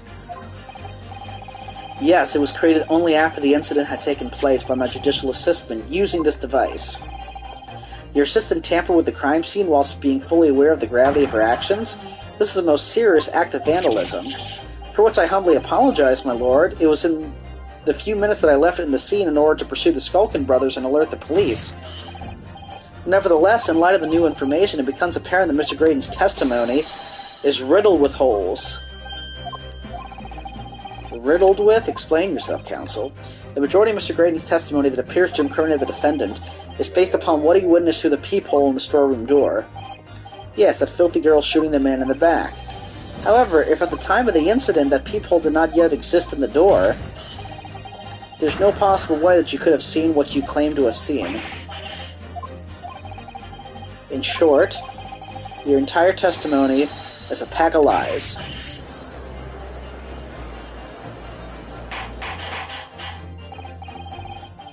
Order, order, order. Is there any credence to this revelation? None whatsoever, as my learned friend must surely realize. Exactly, this is just some cheap trick designed to discredit me. I'm afraid not, sir. Of course it is. Do you seriously expect people to believe that plaything can cut through a solid wooden door? Oh yes, I designed it to be very powerful. It can cut through even the toughest of doors. That's absurd. I don't believe it for a second. Haha, I had a feeling you'd say that. What? Waggy, cooey, time for dinner.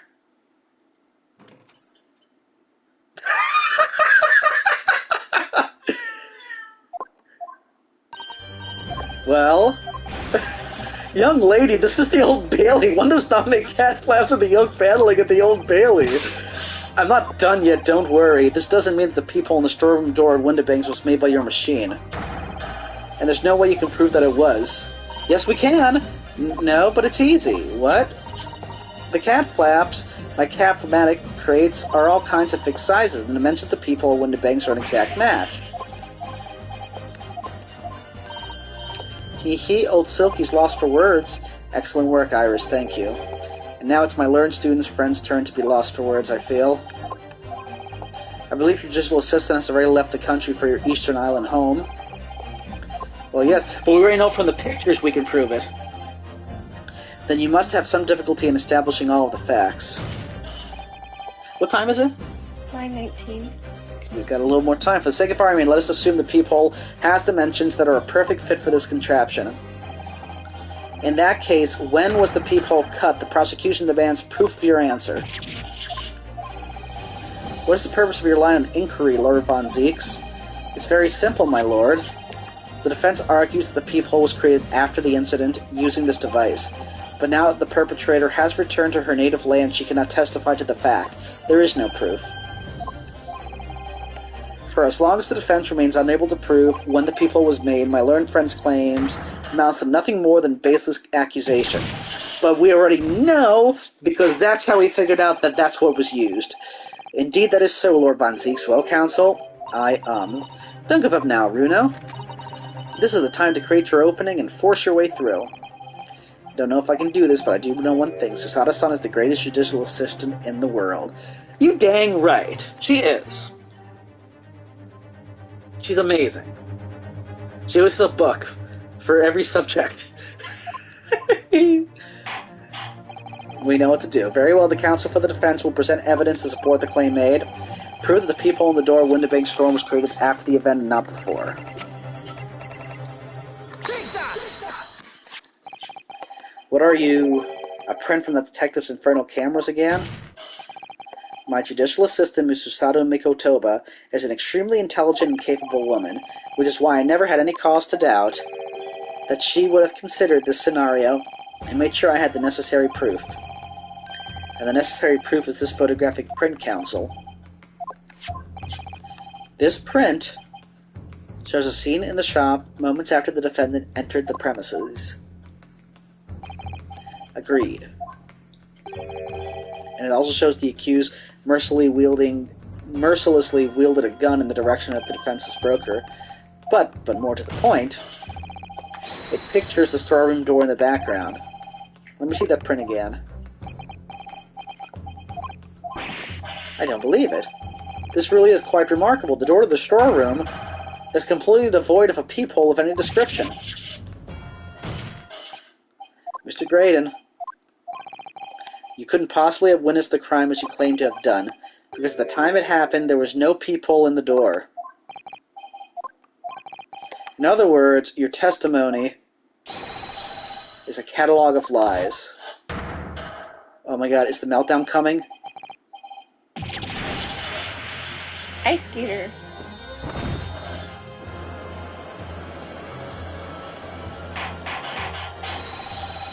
Order, order, order. I am satisfied that the defense has substantiated its claim beyond all reasonable doubt. This Wilson's testimony was entirely fallacious.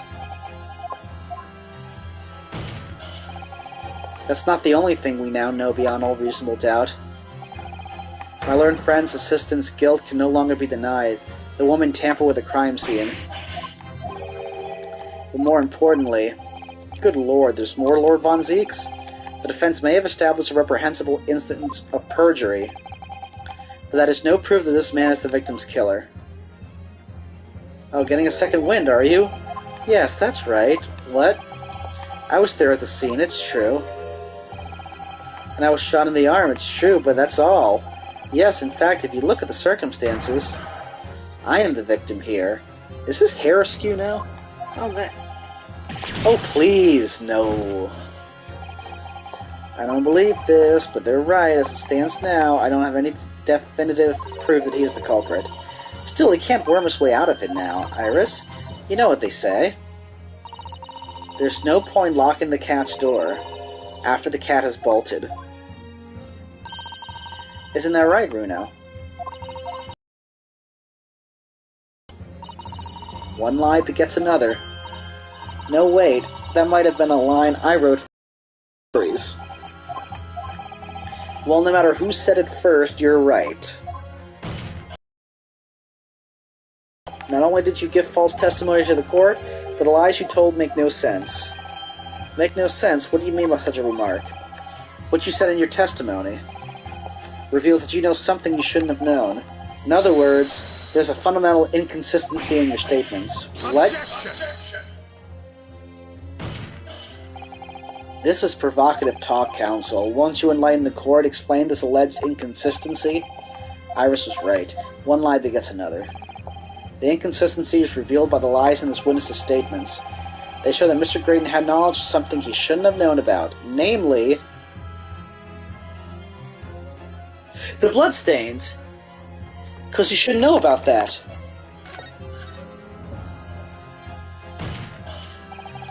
The bloodstains that were present on Miss Lestrade's coat. That's right, the victim's blood spattered all over her when she shot him. But how could you possibly have known that? Nixon. Obviously, because I saw her do it through the peephole in the...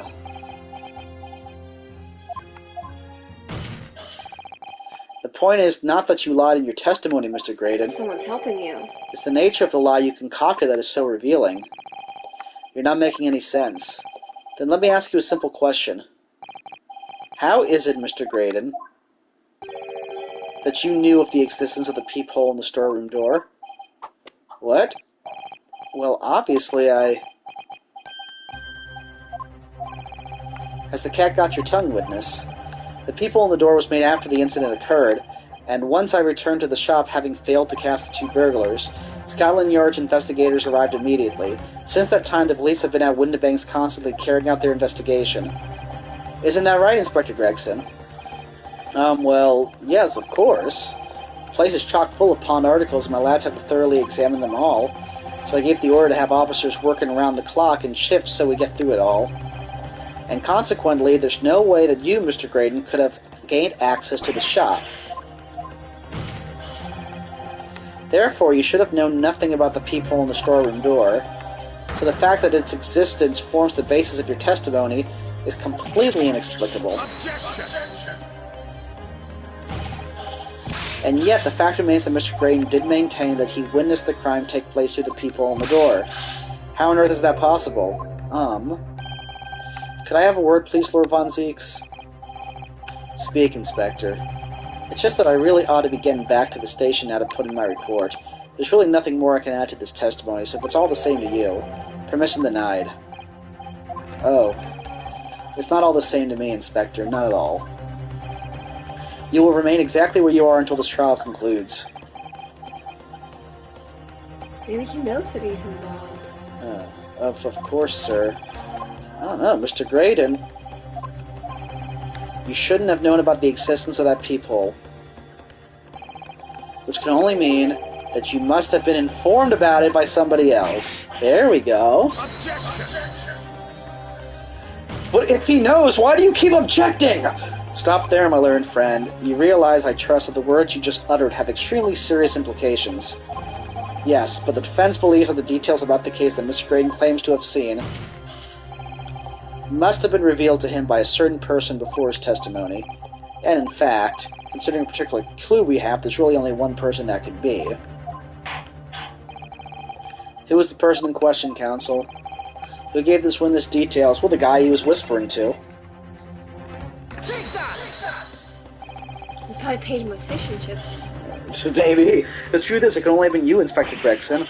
Yeah, me. You'd better have some proof to substantiate such a rash claim, my learned friend. Consider the fact that we have only been aware of Mr. Ashley Graydon's identity for the last few hours. We learned of it only during the course of the trial today. Indeed, preparations for his testimony were made with great urgency during our hour-long recess, while the police executed a subpoena and brought the man here from the communication station. Until that time, Mr. Graydon would have had no idea, no inkling that he would suddenly be required to appear in court. Are you suggesting that until such time as he was summoned? Yes, my lord. Until then, it's reasonable to assume he knew nothing of the peephole. It was only once Mr. Graydon was in the stand that he realized his position, that he would have to defend himself against the accusation that he was the third intruder. You're suggesting to the court that it was while this trial was in progress that we received the information, so that he could commit perjury in order to save his skin? Exactly. And the only person with knowledge of the investigation that he had contact with is you, Inspector Gregson. This is a bloomin' outrage. Why would I be giving away details of our investigation to this fella, eh? I was summoned to his lordship's chambers during the recess in any case. Have you forgotten that? Quite true, I had a number of questions regarding the events that transpired at the pawnbrokery. Which means the first time these two laid eyes on one another was after proceedings resumed following the recess. Since then, they've been in full view in the stand where such illicit discussions couldn't possibly have occurred. But they did. They did! They were whispering to each other! Oh, I've just remembered something, Bruno. What is it, Iris? There was one time before, wasn't there? I think it was when Ginny was testifying. Oh yes, now you mention it. When the bailiff was dispatched to retrieve McGilda's music box from the scene of the crime. That's it! It was during that testimony. I remember finding it strange at the time. Mr. Graydon and the inspector seem to be having some sort of secret discussion. We still have to establish why Gregson's doing this. Would it be possible for you to give Mr. Graydon the information he needed then? You little toe rag, you're making all this up. I'm a respectable scholar and you're an inspector, for crying out loud. Why would I do something like that? Why would I be giving away confidential details to the likes of this bloke? Admittedly, you wouldn't have had any reason to do something like that for no gain. Perhaps it was part of a deal of some kind. Then it starts to make more... Was he the one who helped kill McGilded? That would be bad. What deal, Counsel? Because remember, Strongheart said there was no reason to do another look around of the carriage. What deal, Counsel? I wonder if perhaps in exchange for details about the people at the crime scene, Mr. Graydon agreed to give a certain something to the inspector. Maybe the other disc? I'm sure I need not remind the inspector that if found to be true, striking a deal of any kind with a witness will be considered a gross case of malfeasance. Well, It's becoming clear that jumping in with accusations is this Nipponese student's specialty. I don't do that, but with the stakes so high, the prosecution is not prepared to listen to baseless charges. It is incumbent on the defense now to present evidence in support of this diabolical claim. Evidence? Just what are you proposing that the inspector demanded of the witness in return? The court must see proof of this alleged deal. If Inspector Gregson really did strike a deal with Graydon, then logically there's only one thing he could have asked for. That must be it.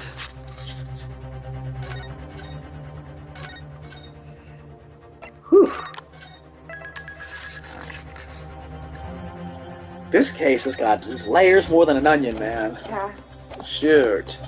Cool layers. I mean, I'm freaking intrigued, but Bruno, do you think it could be? Yes. It's the missing link that would join all the dots together in this puzzle.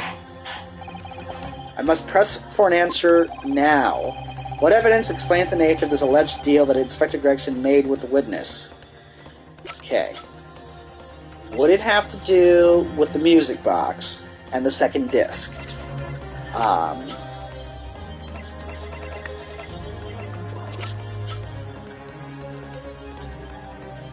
guess it would have to be.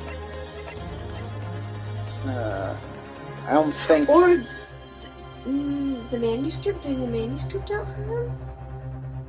Well, see, that's the thing. I actually thought that in my head, but I'm like, what would he need the manuscript for? He wants to know if he's in it. But how is he going to give it to him?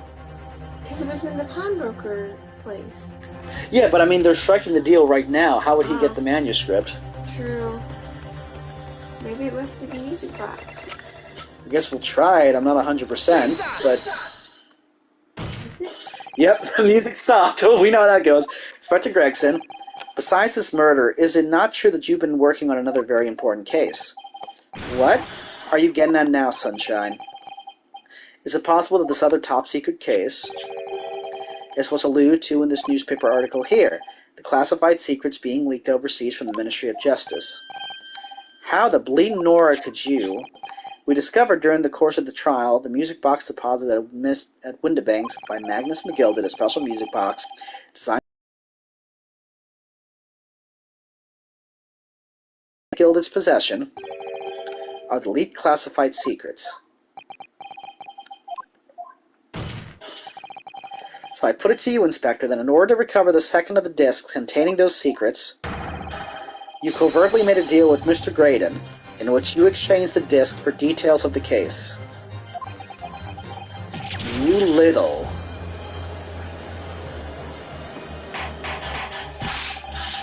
Order, order, order. On the day of the incident, when we met you at Windibanks, you said this. I'll be taking that whatever it is at McGilded's down to the yard, thank you very much. So hand it over. No, don't give it to him. It's mine that is mine. I'm sorry, miss, but anything belonging to McGilded has to be taken in as evidence now. Scotland Yard already knew at the time, isn't that right? That Magnus McGilded was involved in the stealing of government secrets. My orders were Recover the medium used to convey the secrets leaked from the Ministry. And do it on the QT, strictly hush-hush. And that explains why, when I presented this disc as evidence to the court, you objected so heavily, I presume. Because you knew that it contained highly confidential information. Blimey, not likely. I mean, I wasn't that sure of it myself. I realized there was a possibility, that's all. Inspector, surely you're not saying that in order to acquire the second of these music box discs, you didn't reveal confidential details of the crime scene to the witness, to aid and abet this man in giving false testimony. There's no other way that Mr. Graydon could have known of the existence of the peephole. It's the only explanation the deal was struck between these two men.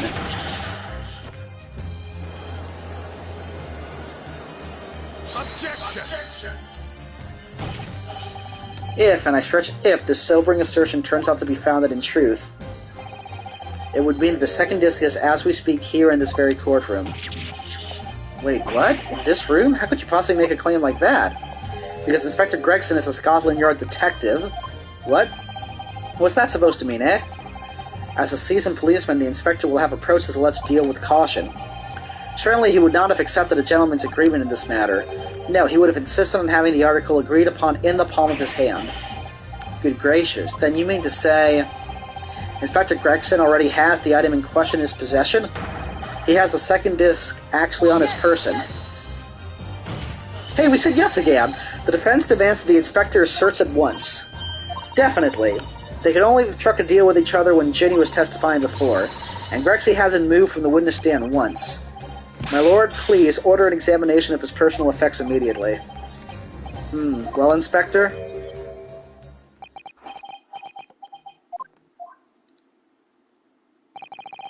This young lad wants to tone down his imagination. He's insulted me and my profession quite enough. However, if it'll put the matter to bed and dispel any doubts about my involvement, then I'll happily submit to a body search. What? He's going to agree to it? I presume you're aware of the precipice of which you now teeter, my learned student friend. You've made a most serious allegation against Scotland Yard here. If, following the search of the inspector's personal effects, no disc is found, you will be deemed unfit for court service. This trial will end, and my country's government will formally demand of yours that you are severely reprimanded. That sounds serious. Indeed, to have a visiting student make such defamatory remarks about our country's most senior police force is not something Her Majesty's government will be able to overlook. You're just threatening Rumo because you're scared. The accusation is beyond serious. You must be prepared for grave consequences. It's true, I can't imagine Gregson would have accepted a gentleman's agreement for something so critical. The disc must have physically changed hands, which means the inspector should have it, but somehow something doesn't feel quite right here. Very well, counsel, you know the implications, so let me ask you one final time. Yes, my lord. Do you still persist in formally requesting a search of the inspector's personal effects? Search someone else? I'm thinking... this is crazy. You could have passed it off to one of the Skulkin brothers. Yeah.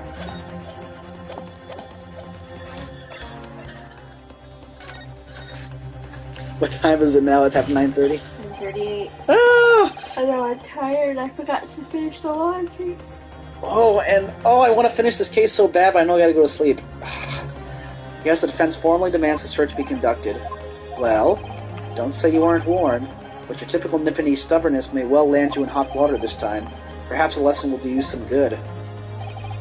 Fair enough, I've got nothing to hide. Very well then. Bailiff, conduct. The defense demands a search, but not of Inspector Gregson.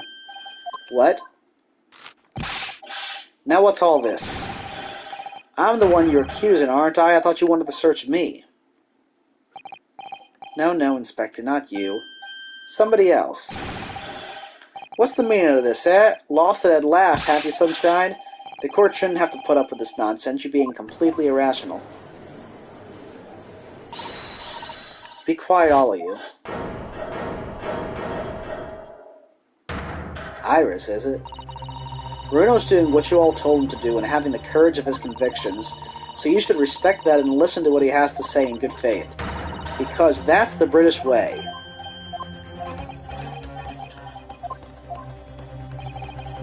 Well said, young lady. Indeed, this court isn't off the defense counsel's conviction and eagerly awaits his next words. You what? Now don't be hasty, my lord. If I'm not mistaken about the things I've seen in court today, I'm fairly sure that I know who has that disc at the moment. There's only one person it can be. It's not one of the brothers. It's probably still on him. It's my feeling to it. So let me go for it. Mr. Ashley Graydon, my lord, the defense demands that he be searched at once. Very well, I presume you'll now protest, Mr. Graydon? Au contraire.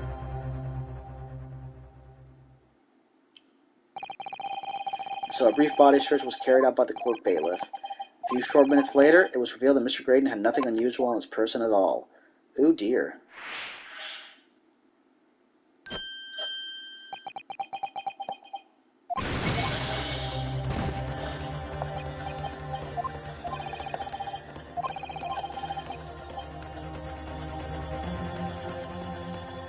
Skulkin?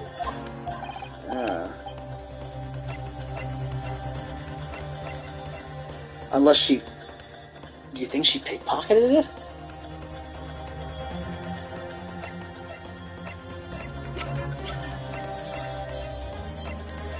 The thing is, if it can only be one person, how would you know which one, you know? I doubt it'd be Baron von Zieks. He was not even near him. You could try, Gina.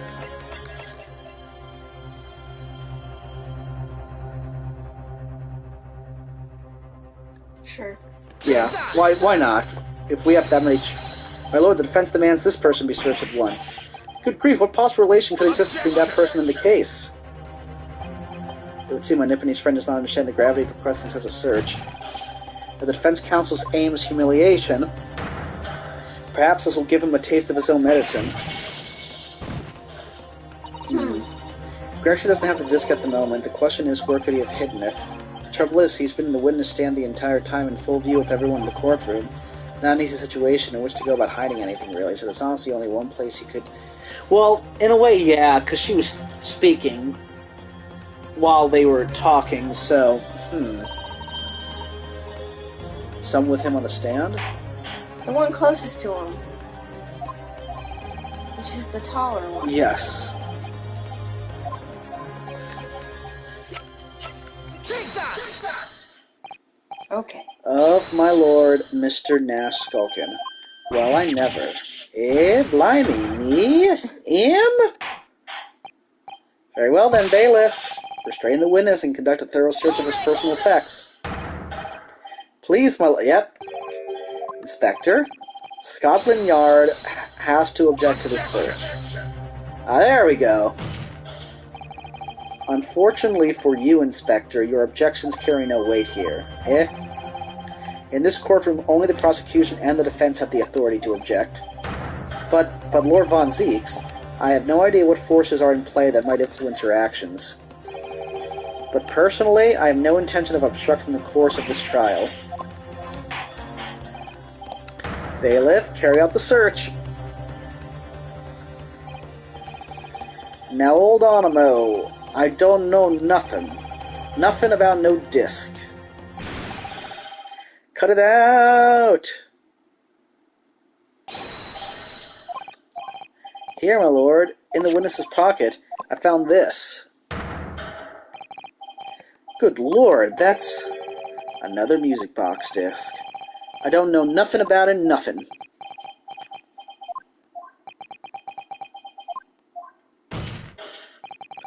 That is the second music box disc left behind by Magnus McGilded. Is it not, Inspector Gregson?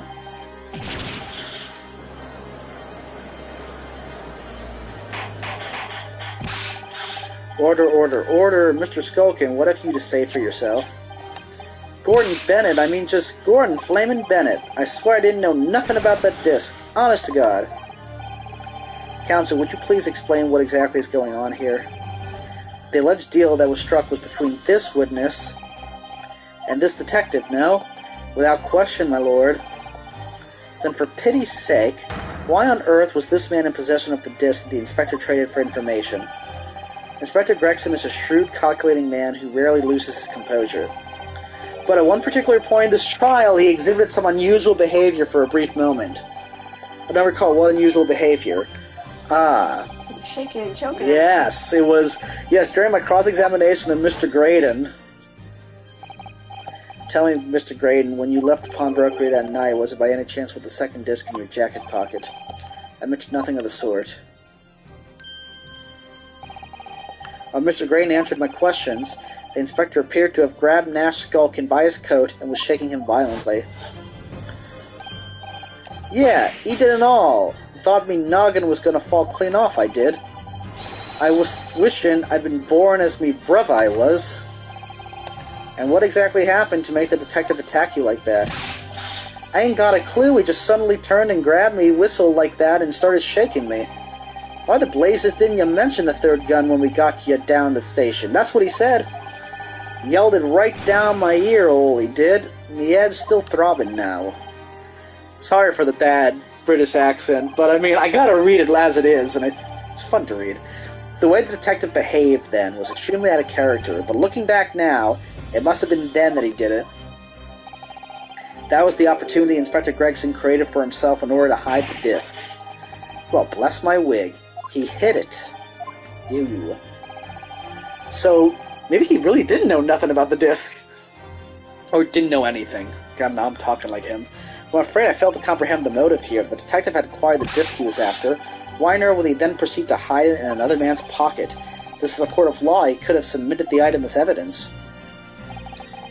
It would appear, my lord, that the inspector was not at liberty to do that.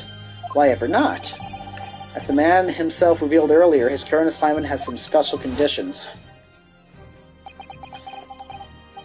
My orders were to recover the medium used to convey the secrets leaked from the Ministry, and do it on the QT. Hush, hush, a top-secret assignment, is it? As far as we're aware, the information stolen comes from confidential government communications. It would seem that if the information were to be revealed in court as evidence, it would be problematic. Does that sum up the situation, Inspector? I'm operating on direct orders from the Ministry. I'm afraid I'm not at liberty to answer that question. So realizing there was a chance that you may be searched here in court, you took steps to hide the disc you had acquired from the witness. Ah, does this mean he only pretended to attack Mr. Skulkin in order to get close enough to him to slip the second disc into his pocket? So it was a pretense.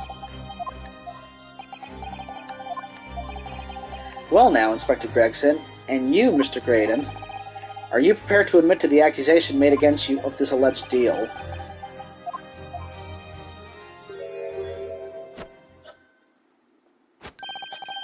Admit to it, yours truly, please. Mr. Graydon, clearly our Eastern visitor has an uncommonly active imagination. However, there's no proof that I passed that dish to the inspector. But then, how do you explain the reason why you knew about the peephole? I'm under no obligation to explain. I'm pretty sure he is. At this point, yes, I lied in my testimony, that I admit, so sentence me accordingly, but that is all I admit. Murder, leaking government secrets, striking a deal with a detective, all of it is this young Eastern man's fancy. I have no idea what any of that is about.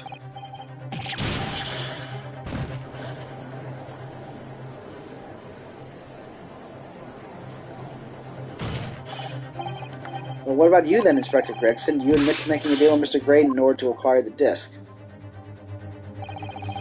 Ladies and gents of the jury, as a Scotland Yard inspector, I will declare this and nothing more.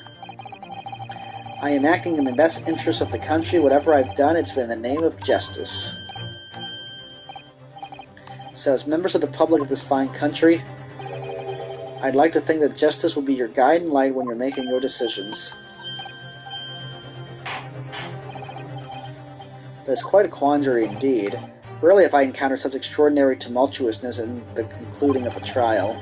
Nevertheless, in the absence of any further evidence to be presented, I believe it is time that we put the matter to the jury for their final leanings.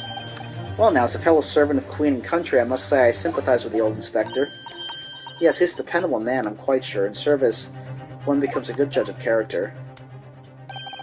Even crossing your eyes doesn't help when it comes to looking at this case. It's all blurred to me. Well, as a fellow professional, I like to put my faith in the detective, really. Gray and his highly skilled operator Stop, currently in President's Vital Stop. Detective has very much trust in eyes. More than this, I cannot say. You want to believe Gregson if they declare the decision now. Is Ginny going to be found guilty? If I don't manage to produce some definitive evidence right now, I say we find a time tomorrow to finish. Yeah, another time. I was going to say, I'm Yeah. tired and and this is great. This is really good. But I gotta work, and I doubt we have that much longer to go. Okay, well. Whew. 2 hours of this part of the trial. It's been good stuff, I didn't though. think we had 2 hours left. I didn't think so either, but I don't. But I'm not complaining. To me, I don't really feel like it's dragging. Alrighty, there we go. Thank you for watching, and concluding hopefully tomorrow.